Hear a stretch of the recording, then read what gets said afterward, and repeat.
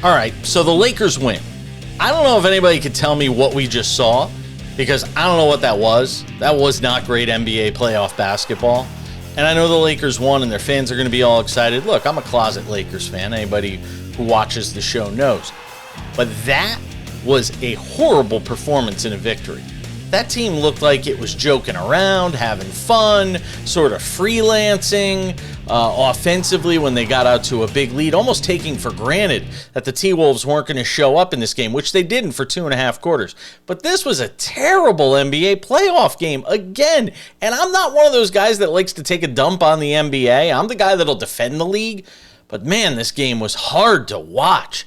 So many of these postseason games have been hard to watch. Everything with the Thunder and the Grizzlies has been tough to watch. And in this game tonight, neither team gets to 100 points. And it's not because it was great defense as much as it was bad offense. I think the two teams combined for like 11 of 54 from three-point range. Look, this Lakers team that we've seen in the first 2 games of this postseason is not the team that we saw playing with a sense of urgency throughout much of the late portions of the second half of the year. This team right now is not winning a championship. This team right now isn't even the best team in Los Angeles. If you look at the first 2 games of the postseason, you heard me right. Clippers have looked much better through the first 2 games of their series than the Lakers have looked in theirs. Nonetheless, we go back to Minnesota with the series tied at 1.